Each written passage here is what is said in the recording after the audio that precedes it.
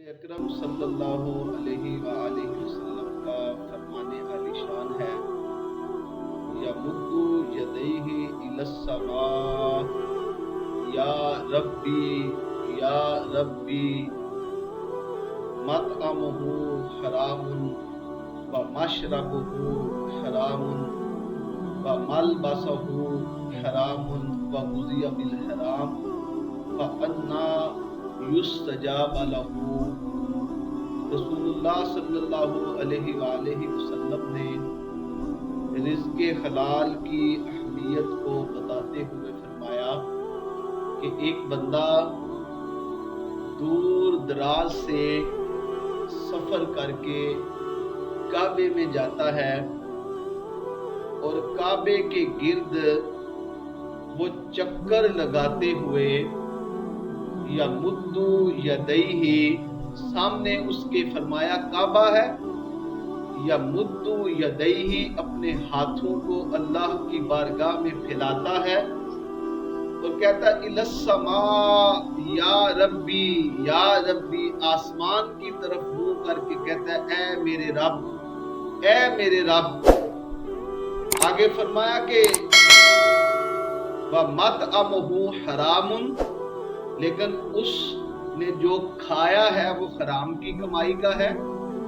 फरमाया व मलबसुहु हरामुन, जो उसने पहना है वो हराम की कमाई का है।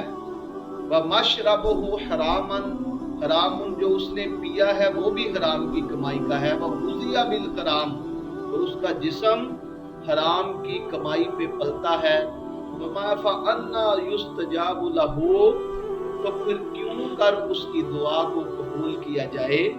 यानी फरमाया कि एक बंदा काबे के गिर्द चक्कर लगाए और आसमान की तरफ मुंह करके या रब्बी कहे, लेकिन अल्लाह उसकी दुआओं को कबूल हरगिज़ नहीं फरमाएगा जब तक उसने जो लिबास पहना है वो हलाल की कमाई का नहीं है, जो उसने खाना खाया है वो हराम की कमाई का है, जो उसने पानी पिया है वो हराम की कमाई का है। तो रसूलुल्लाह सल्लल्लाहु अलैहि वसल्लम ने रिज़्क़े हलाल की यहाँ वज़ाहत फरमाई और एक जगह पे फरमाया कि अल कासिबु हबीबुल्लाह, कि मेहनत से कमाई करने वाला अल्लाह का दोस्त होता है।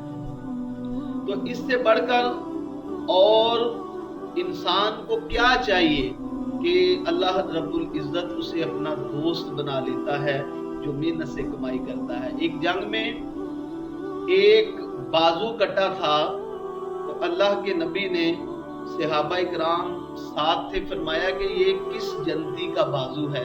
तो सहाबा के इस्तफसार पर मेरे नबी ने फरमाया कि इसके जो हाथों के ऊपर मेहनत और मजदूरी करने की वजह से चंडियां पड़ी हैं, अल्लाह रब्बुल इज़्ज़त ने उस मेहनत करने की वजह से इसके ऊपर जन्नत को हलाल कर दिया है।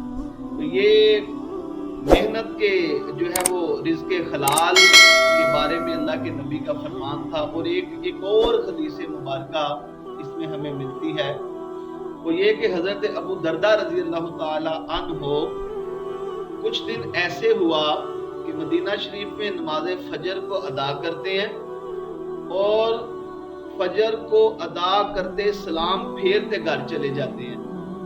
कुछ दिन मुसलसल इसी तरह हजरत अबू दरदा रज़ी अल्लाह ताला अन्हो ने किया। अल्लाह के नबी ने सहाबा से पूछा कि अबू दरदा कहाँ चला जाता है, इसे रोकना अगली जोहर की नमाज के टाइम। तो जब हजरत अबू दरदा रज़ी अल्लाह ताला अन्हो को रोका गया, जोहर टाइम अल्लाह के नबी ने पूछा कि अबू दरदा, तुम दुआ भी नहीं मांगते और फजर की नमाज के फौरन बाद घर चले जाते हो, तो क्या वजह है। तो अर्ज करते हैं या रसूलल्लाह फिदा का उम्मी व अबी, मेरे वालिदैन आप पे कुर्बान जाएं। या रसूलल्लाह, आपको पता है कि सुबह सुबह फजर के टाइम अल्लाह ने जन्नत से ठंडी हवाएं जो अल्लाह चलाता है वो मदीने की सरजमीन से टकराती हैं। फरमाया जी।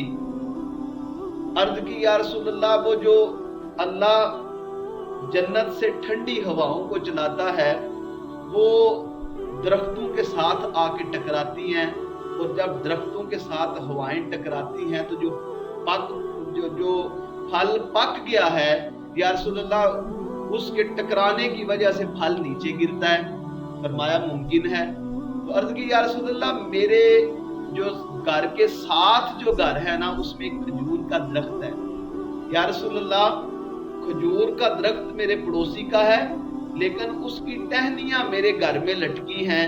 تو جب صبح صبح فجر کے ٹائم ٹھنڈی ٹھنڈی ہواؤں کے جھونکے اس درخت سے ٹکراتے ہیں تو ہوا کی وجہ سے وہ کھجور کی جو ٹہنیاں میرے گھر میں لٹکی ہیں یا رسول اللہ اس میں وہ ہوا کی وجہ سے کھجوریں میرے گھر میں گرتی ہیں۔ تو میں اس اندیشے سے، اس ڈر سے کہ کہیں میرے بچے اٹھ کے پڑوسیوں کی اجازت کے بغیر ان کی کھجوریں نہ کھا لیں، میں فوراً فجر کی نماز یا رسول اللہ پڑھ کے جا کے فوراً کھجوریں اٹھا کے ان کے گھر میں پھینک دیتا ہوں۔ تو یہ واضح طور پہ حدیث مبارکہ میں کہ صحابہ کرام کا کتنا تقویٰ تھا، میرے نبی نے ایسی تربیت کی تھی، میرے نبی نے ایسی ان کی تربیت کی کہ وہ ان کے تربیت یافتہ صحابہ کرام تھے کہ وہ اتنی چھوٹی چھوٹی بات پہ ان کو فکر ہوتی کہ کہیں پڑوسی کی اجازت کے بغیر ہمارے بچے کھجوریں نہ کھا لیں۔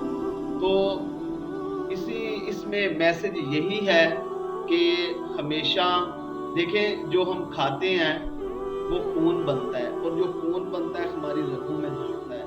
اگر یہ جسم حرام کی کمائی پہ پلے گا تو یہ 7 نسلوں تک اس کا اثر جاتا ہے، اور اگر یہ حلال کی کمائی پہ پلے گا تو 7 نسلوں تک اس کا اثر جائے گا۔ انشاءاللہ ہم نے کوشش کرنی ہے کہ اپنا ذریعہ معاش رزق حلال کی ہم نے تلاش کرنی ہے، اور ذریعہ معاش جو ہے ہمارا رزق حلال ہونا چاہیے۔ شیئر ضرور کیجئے، ہو سکتا ہے آپ کے ایک شیئر سے یہ بات کسی کے دل میں اتر جائے۔ جزاک اللہ۔